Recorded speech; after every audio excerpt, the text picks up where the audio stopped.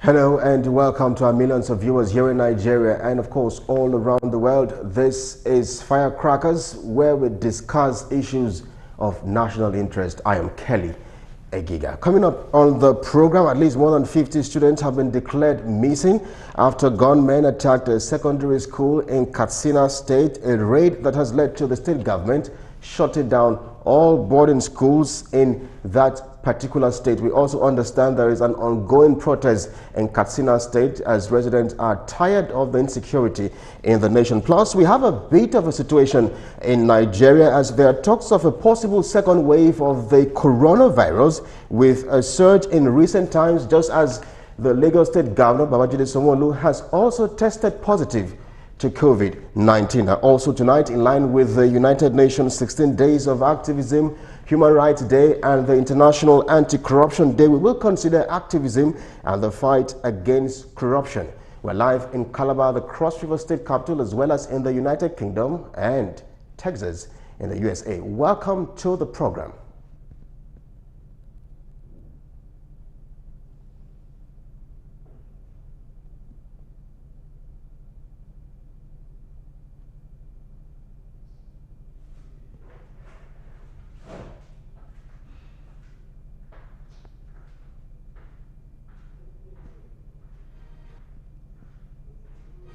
All right, so I understand that we're having a bit of hitches there, but very shortly we'll get some perspective from the United Kingdom as we get to talk to some frontline medical workers about the recent surge in Nigeria, as well as get updates on the COVID-19 vaccine. We understand that it's been a very historic moment for nations around the world, especially the developed countries where they have already begun with vaccinations. But let's take a moment now and just play some visuals for you. We'll come back and get talking. Stay with us.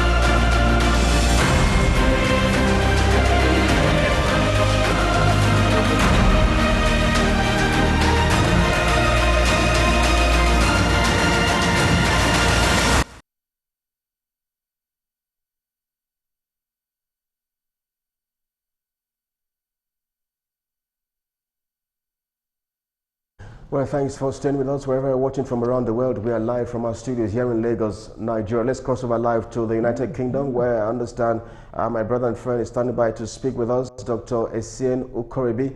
Thank you so much for agreeing to speak with Galaxy TV. If you can hear me loud and clear.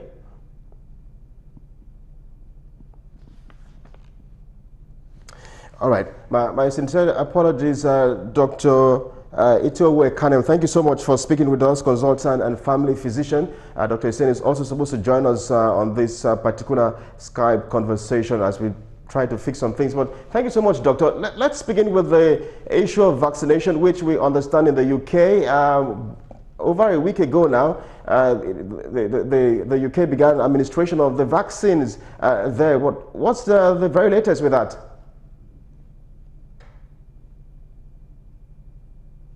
It's been a landmark achievement. The latest is that the vaccination program has started in earnest, particularly in hospitals and specialist centres.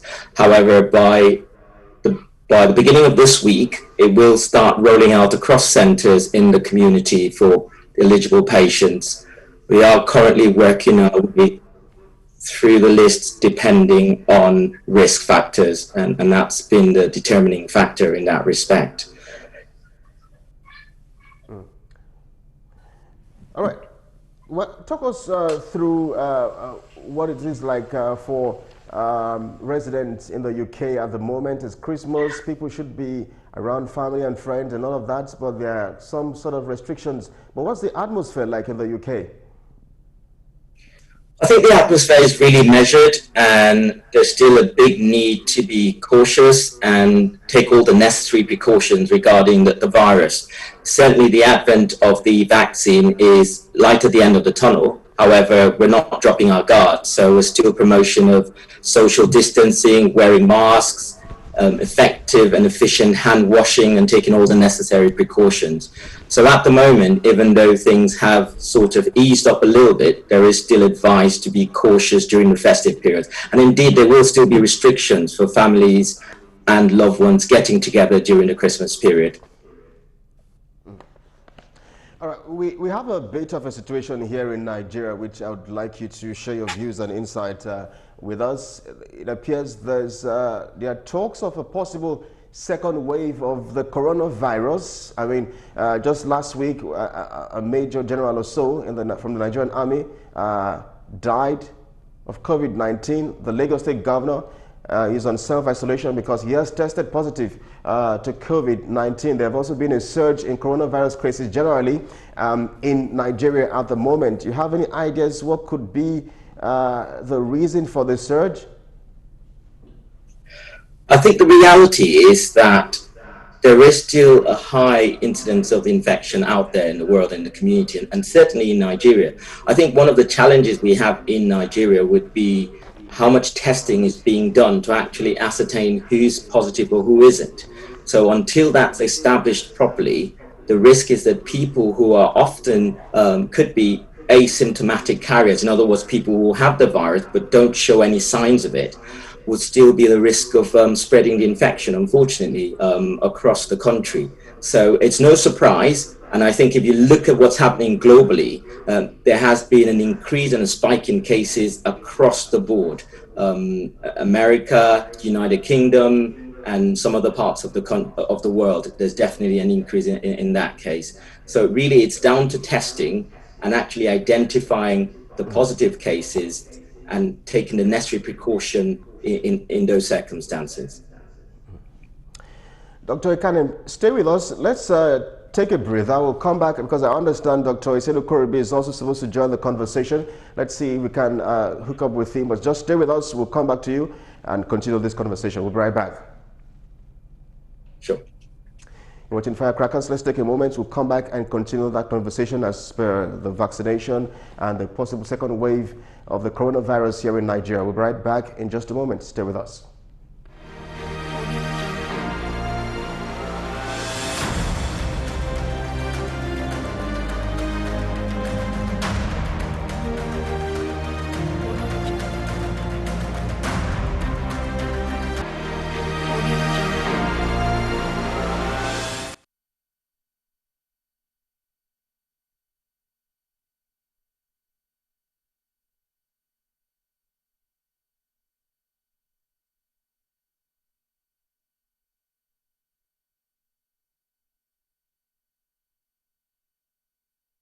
Back. This is Firecrackers, and we have Dr. Etiowo Ekanem, consultant and family physician, talking with us via Zoom. He joins us from the United Kingdom. Thank you so much, Doctor.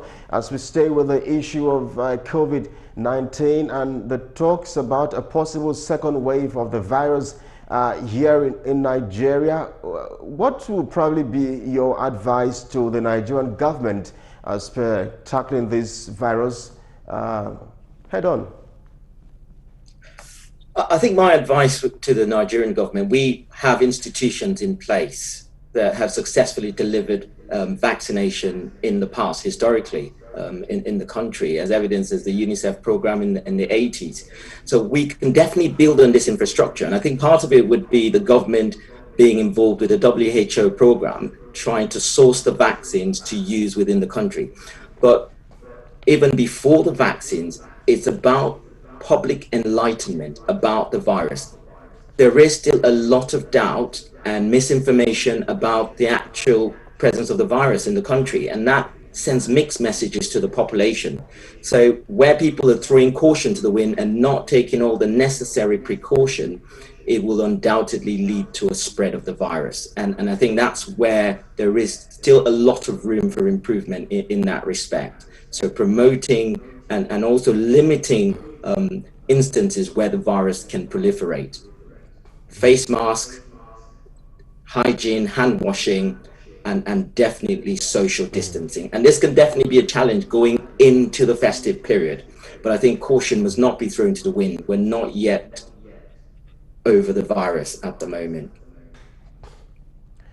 Well, Doctor, just before I let you go, you caught the virus, but you conquered the virus. Share with us what your experiences are like, after recovering.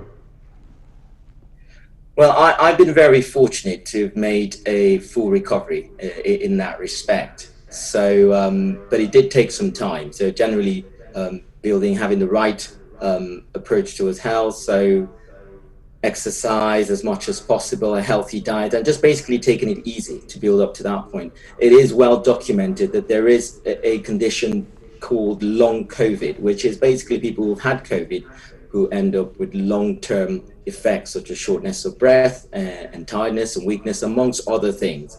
So definitely, from my point of view, it's important to allow the body time to recover through healthy lifestyle, and in addition to that, a healthy diet in that respect. And if you have any underlying, this is a general advice really, important to get regular checks with your doctors to detect any issues and make sure you're well protected in that respect.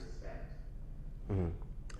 Well, consultant and family physician, Dr. Etiowo Ekanem, would like to thank you most kindly for speaking with Galaxy TV. You're welcome, thank you, and have a good Christmas too. All right, so we're speaking with consultant and family physician from the United Kingdom, Dr. Etiowo Ekanem, on vaccination, and talks about a possible second wave of COVID-19 here in Nigeria. We'll take a moment now as we come back and get talking about some other issues, including the very, very latest as per the attacks in Katsina State. Again, just when Mr. President visited on Friday, he's on a one-week private visit, but he was struck with the news of the abduction of over 300 students. Well, we can confirm for you that at the moment the police in Katsina State says about 200 have been found, but 50 more students have been declared missing.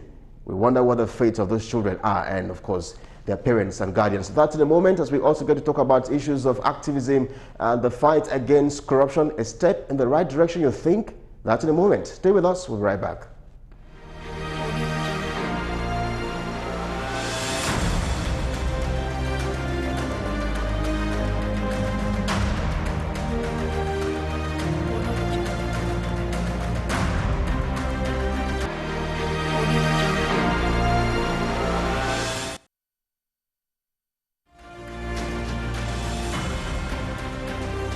The government and public officials have gone completely haywire such that they are not so much bothered about just putting their hands on the public purse. They are so emboldened that they can afford to also buy not just the judges, but also the entire gamut of the administration of criminal justice in the system. That involves lawyers, the bailiff, the government many times creates the enabling environment for that to thrive. There's corruption in every single region of the world, and every country experiences some aspects of corruption. But it's important that we enthrone good governance, transparency, and openness as a way to leave a better world for future generations. And the reason for the compendium is not far-fetched. Some group of people have to help us to keep in our foreview, to keep at the front of our mind the kind of atrocities that people are doing to the children, to the men and women and youth of this country through corruption. And when you consider that somebody is probably being probed for 20 billion naira, and then after a year or two we have actually forgotten about it, and when it's mentioned somewhere, we know, oh yes.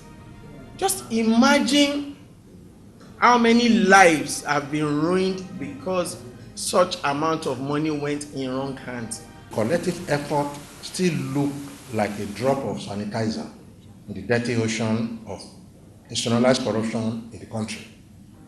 Sadly, the war against corruption is not being won as it should. According to Transparency International 2000 report, Nigeria is now the world's 34th most corrupt nation, dropping 1 point from our 2018 ranking. This cannot be good news for us as Nigerians and for the Muhammadu Buhari government that came to power in 2015 with the mantra of integrity and anti-corruption balance to cleanse the country of high-intensity corruption in the previous government.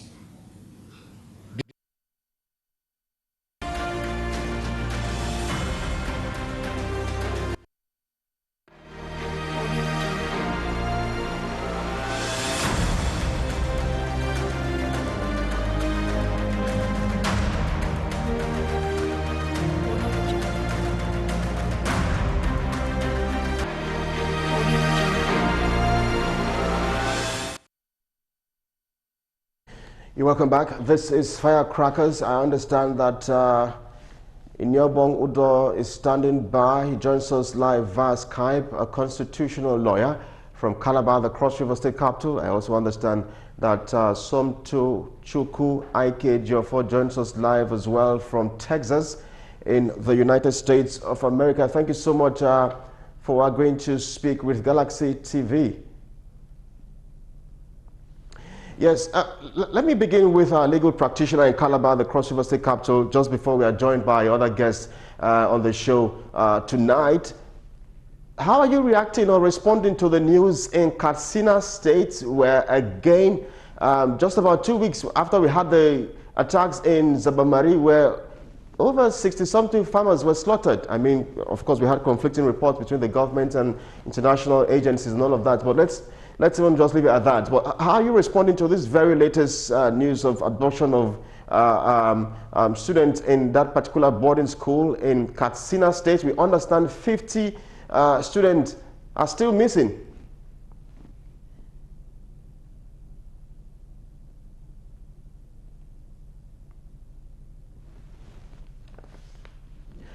Maybe I need to go about that again. Iniobong Udoh in Calabar, I said, how are you responding or reacting to the news of the latest attack in Katsina State, the state where Mr. President hails from? How are you responding to the abduction of students from that state? We understand about 50 students are still missing. Good evening everyone, and thank you for having me. Well, it's been a very terrible situation. I think from the Kaduna State, 133 students are missing. Over 100 students are missing. It's a terrible situation. Just when we had a president, President Muhammadu Buhari, just visiting Katsina. It's a terrible situation. It's just a repeat of the Dapchi and the Chibok incidents. It's a reflection of the state of insecurity in the country. It's a reflection of a state of anarchy. It's a reflection of the state of doom in the country, state of lawlessness. The situation where we are double speaking, where we say the insecurity has been tackled, and yet we are still having losses of lives and properties. Students and children of this country are still getting missing. So I think it's a very sad reflection of the state of insecurity in our country. Thank you so much. All right. Well, maybe we should also get Somtoochukwu to just wade in on this. Somtoochukwu, I know you're far away in Texas, but how are you receiving this news again, barely 2 weeks after the attacks in Borno State, where some 60-something farmers were practically murdered and slaughtered?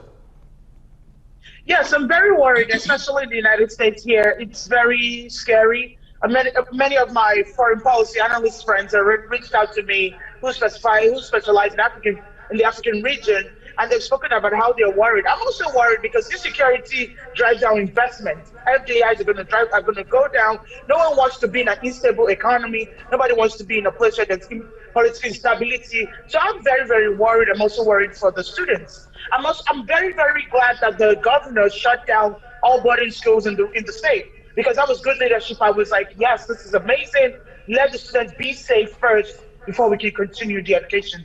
But I just thought that was really good leadership on his part. Yes, I'm worried. Insecurity is very, very scary. It brings a lot of issues. Like Ini was saying, it's very scary, especially when there's double talk, there's double speech. Sometimes you hear when the leaders say, oh, it's been tackled, and like Ini was just saying, and I'm like, no, it's not. I can see the news. I can see what's going on. Those of us in diaspora can see what's going on. We're a little scared. We're a little worried.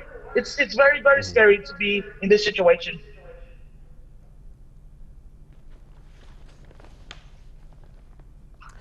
Well, Somtoochukwu, I think moving forward now, what do you think the government needs to do differently? I mean,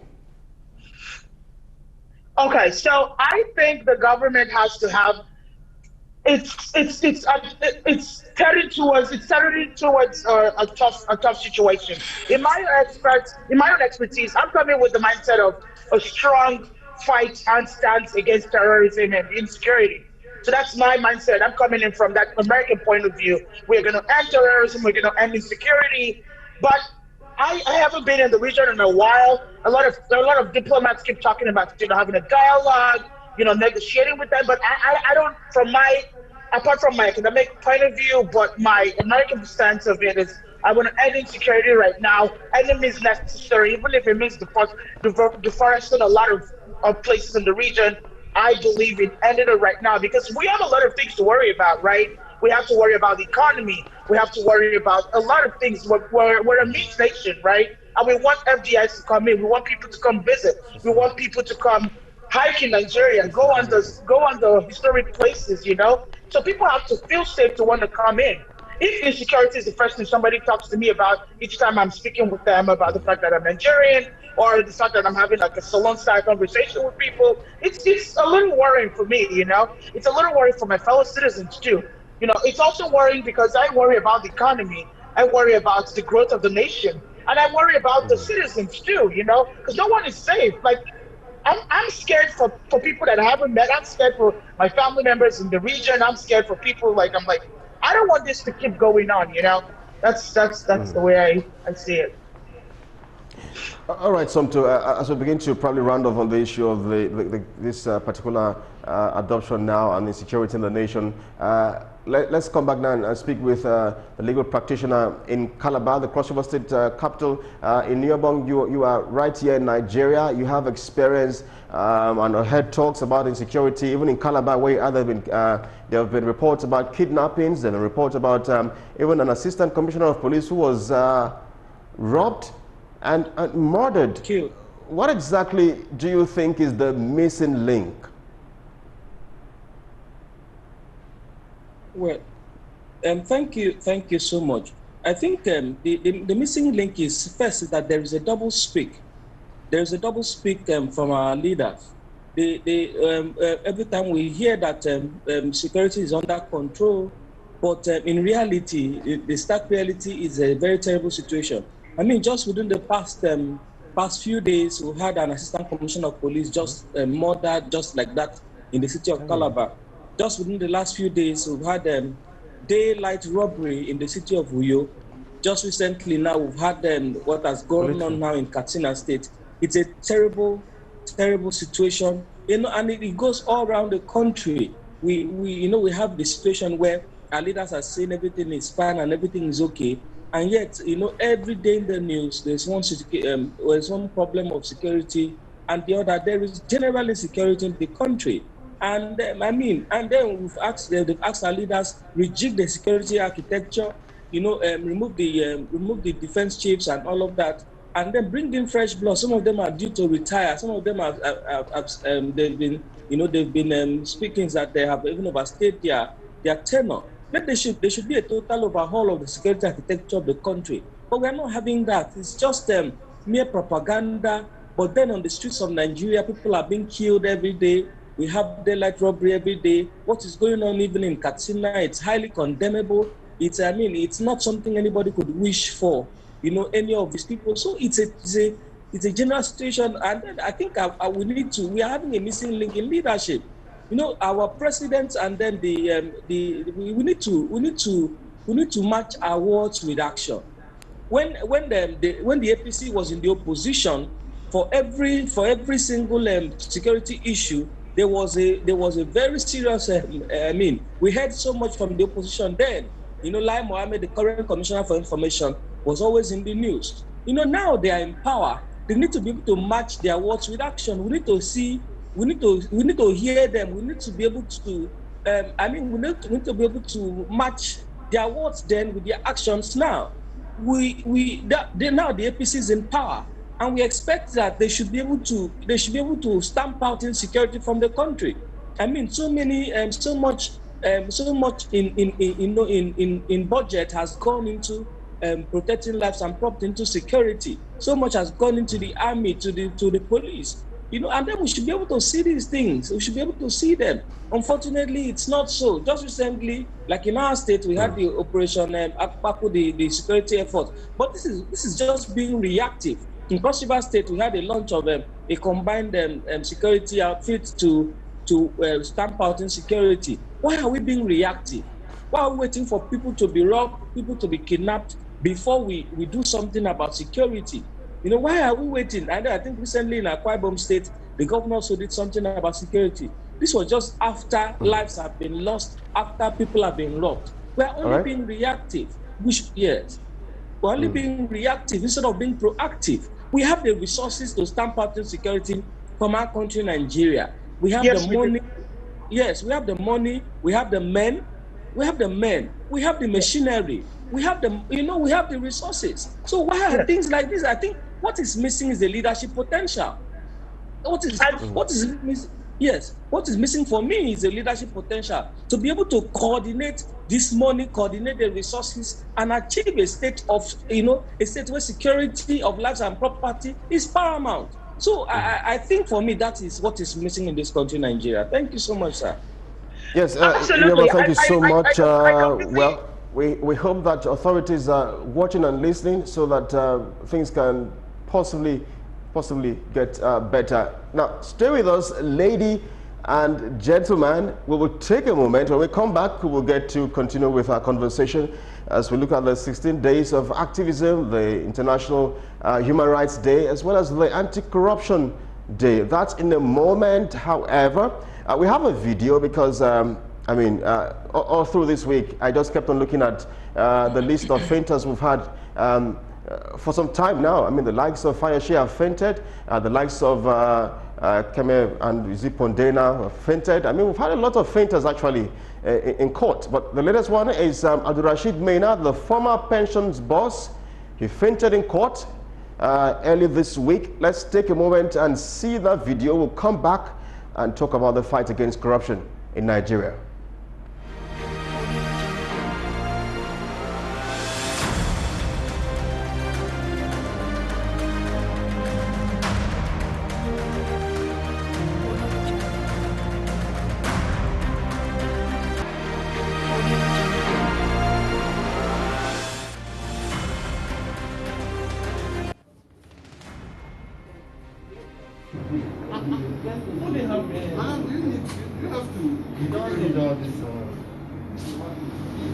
Contact court security. Let them direct you to the medical section. You can call the judge, doctor to come and check you.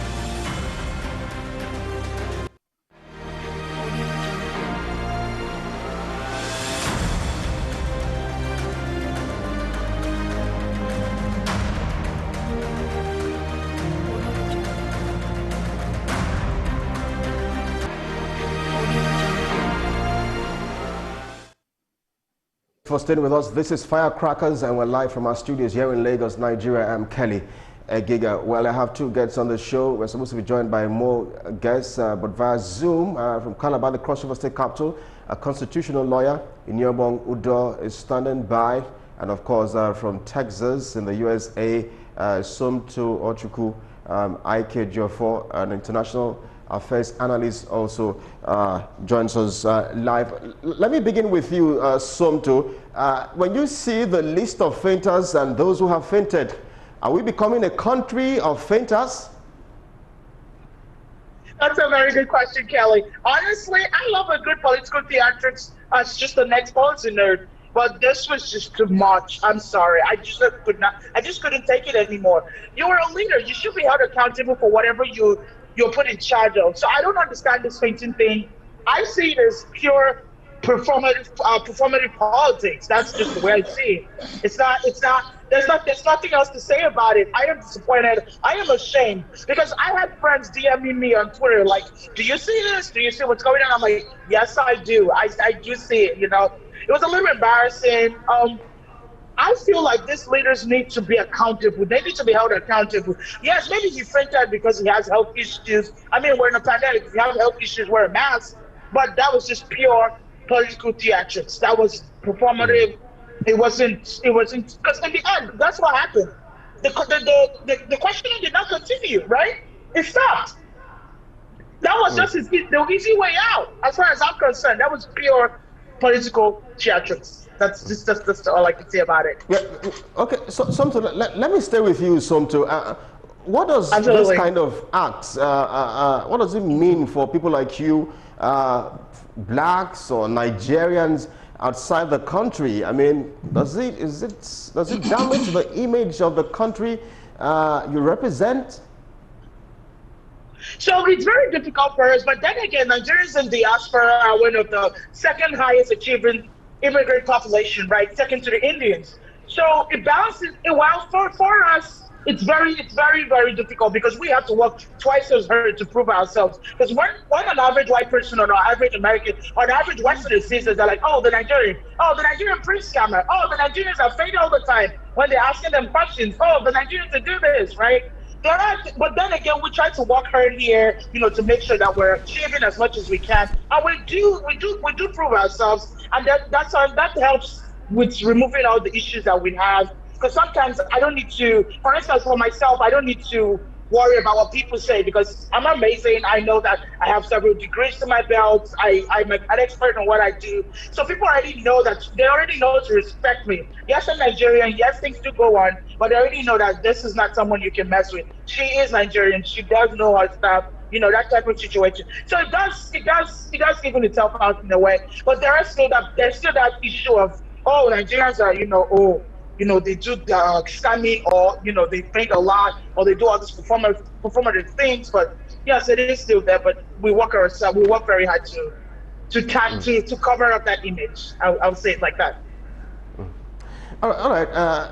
Let's take this conversation now back to Iniobong, legal practitioner standing by in Calabar, the Cross River State capital. Iniobong, how would you respond to this? I'm looking for the word to describe this, but I mean, you're a constitutional lawyer. I believe that you've seen some of this kind of drama.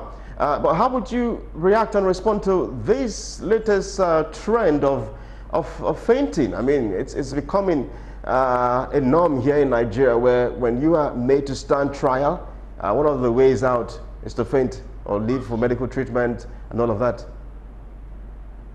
Well, thank you so much. Mr. Maina for me does not deserve any sympathy of any sort. This is because he had been granted bail by the court, and rather than stand his bail, he jumped bail, and his bail had to be revoked. He was only arrested in Niger Republic and brought back to the country. He doesn't deserve any sympathy because he had been given some consideration by the court, but he didn't reciprocate that gesture.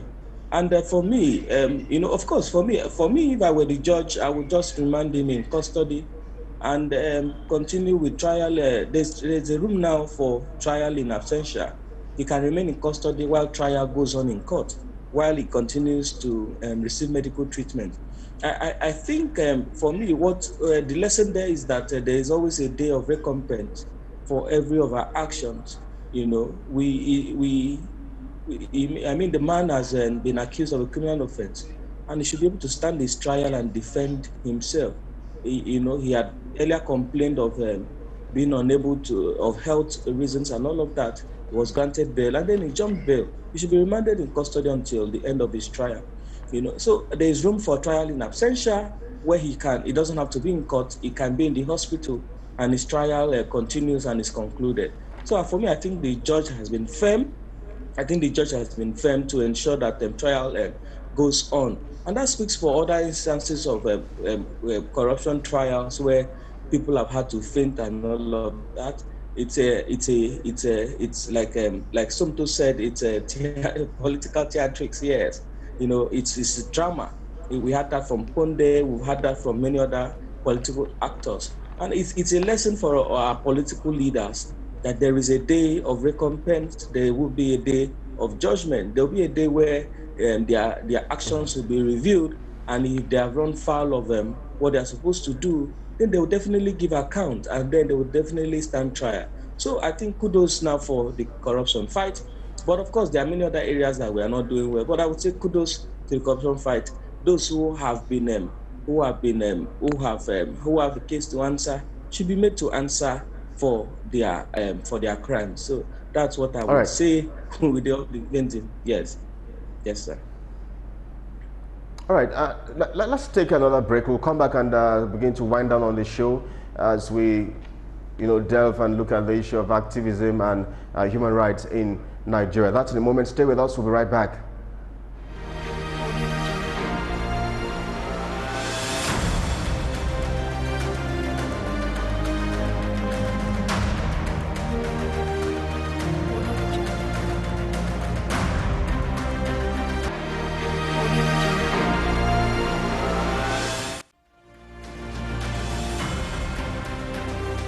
Also note that the committee haven't gone around the commands under a very difficult terrain. So much anomalies were discovered that if not tackled headlong, the Nigerian ports are at the risk of imminent and total collapse. Aware that businesses, commuters, and residents along these access routes see hell on a daily basis as they are subjected to nuisance, pollution, and emission to the environment. Also aware that due to the challenges of inaccessibility of the ports, it takes an average of 60 days to do a turnaround of a container, whereas should there be an easy access to the port, the turnaround within Lagos will not be more than 5 days.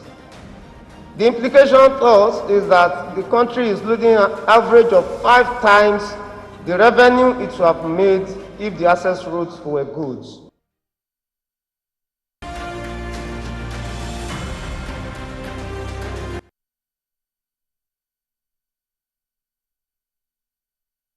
Well, thanks for staying with us. We are winding down now on the show, but I understand Dr. Esien Ukorebi joins us live from Birmingham, the United Kingdom. Thank you so much, Dr. Esien, for joining us. Well, we've had a legal practitioner, Iniobong Udoh from Calabar, the Cross River State Capital. We also have Somtoochukwu, Ik-Ejiofor from Texas.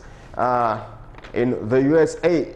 Well, Dr. Esien, since you're just joining us, let's begin with you. We're supposed to talk with you about issues about COVID-19 and vaccinations and all of that, but you're also a leadership coach. You're into leadership as well. I mean, you have a book on leadership, but let's get your views about this recent development in Nigeria where we have a club of fainters. And the latest is Abdurrashid Maina, who fainted in court early last week. How are you responding to this latest development and trendy news of fainters in Nigeria, especially when they are made to stand trial in court?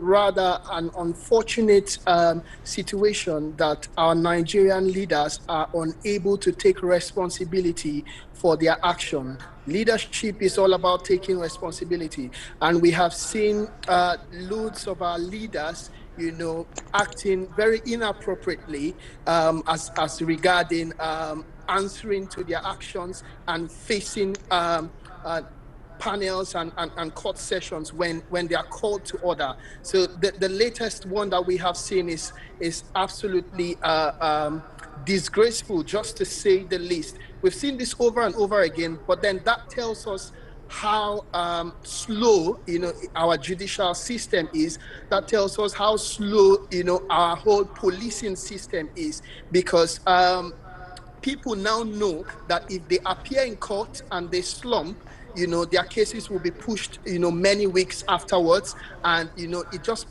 delays the whole thing. And in a short while, we will hear nothing about the story. We all know about the NDDC case and the fainter that we had at that time, and today nobody has heard anything about that case anymore. So it's shameful, to say the least, that Nigerian leaders are not setting the right examples for those who are coming after them, and they cannot take responsibility for their actions. All right, Dr. Esien, let's also get your views about the latest attack in Katsina State. I'm sure you're in the know about the fact that it appears 50 students have been declared missing. I mean, what do you think might be going through the minds of the parents and guardians of these children, especially in a season where they should be very, very close to their children? I must say, Kelly, that I really sympathize with the parents and with the guardians of those students that have been abducted or that have been declared missing in Katsina State. And again, this is a reflection of the level of our security system in Nigeria. Just to say the least, Kelly, a lot of things, unfortunately, when we look back home at Nigeria, they are not falling into place. They don't give us joy, looking back home, and they don't make us want to associate with Nigeria or come back to Nigeria. So the security system, has a lot of questions to answer as regards to why, students will be abducted, and after many days, we can't get any concrete information as to their whereabouts. We've seen we've heard of other cases, of kidnaps across the country going on day after day. And, it doesn't seem like the government or the security forces are making a headway. In my opinion, the security chiefs should be called to book. And if they are unable to provide answers and solutions, then they don't deserve, to remain as our security chiefs. All right, as we begin to round off our conversation now, gentlemen, and the lady with us, Somto, let's turn to the issue of human rights. I mean, earlier last week, we had the International Human Rights Day. When you look at Nigeria, and do you think that a lot needs to be done in terms of fighting for our rights in this country? Because there have been issues of some accounts frozen, there have been issues of travel ban instituted on some Nigerians. Yes, absolutely. Better things have to be done. I believe that, well, this is my take on the situation. I am happy that there are people, independent bodies, that can report things going on, right? So you have the Human Rights Watch, you have the UNHCR, and everyone is watching. Everyone over the world is watching. So that's another good component of it. We have social media, we have instant access to information. So that's one part. I'm relieved that we can see what's going on right now in comparison to the 60s or the 80s, where the news crews had to go all the way to Nigeria. But now we can get information instantaneously, and it's really good. That being said, yes, a lot more needs to be done. I was taken aback when there were travel bans on the protesters, because Nigeria is part of one of the four Geneva Conventions, right, about the human rights. We're we're a member of the UN, and we're also a member of the AU. So it was a lot of things that happened, especially with the NSAS movement and the killings that went out. It was really, really, really bad. And I was so sad. I couldn't sleep for up to 2 weeks, because you can't witness such a thing and not feel something. So yes, absolutely, a lot needs to be done about it. And that being said, an independent body, maybe like not really a non-profit, but an independent body that's independent from all the government branches, needs to be like there is the commission of sorts, but I need that commission to be given more power, more funding, so that the lawyers that fight for people's human rights can be proud and do their job and get things done and push information out there, because people need to know what their rights are. People need to know that in Nigeria you do have human rights. You have rights to protest. You have rights to do a lot of things. The 1999 Constitution, although it has issues, but you do have rights to a lot of things. So I would like more information to be put out there. I would like more campaigns about human rights, or what they know, what you are entitled to as a Nigerian citizen, and things like that need to be put out there. And I believe it's doable. I believe with the use of social media, media, print, and radio. It's possible to do it. Because we are pressed for time, let's see if we can get other guests to contribute. Let's go to Calabar, where Iniobong is standing by. Iniobong, you're also a human rights lawyer. Share with us your experiences, in terms of fighting some sort of injustices. I know that you have been very concerned about some people who have been wrongly put in prisons and all of that. Yeah, thank you so much for having me on the show once again. In Nigeria, we don't have a lot of respect for human rights. We have a lot of human rights instruments, from the 1999 Constitution to the Geneva Convention, the Universal Declaration of Human Rights, and all of that. Nigeria has been signatories to all of these instruments. Nigeria has, a constitution that has respect for human rights. However, in practice, we have not been a country that has respect for human rights. We have an active pro bono practice where we have to look at those who have been in prison for upwards of 4 or 5 years, and they've not been charged to a court of competent jurisdiction. And then, of course, where we had to put up a lot of fight to see how we can fight for their release and from detention. But recently we've had incidences of the NSAS protests, blocking accounts of protesters and all of that. I think we need to end this double speak in Nigeria. Nigeria needs to respect the rights of our citizens. And then I think it also goes to leadership. It also goes to leadership too. Leadership has to show a lot of respect for the fundamental rights of Nigerians. And I think we need to obey and respect our human rights so that for the betterment of the country. Thank you so much. Yes, sir. All right, because we are rounding off now. What are your final words, Iniobong? Let's begin with you. What are your final words in 30 seconds?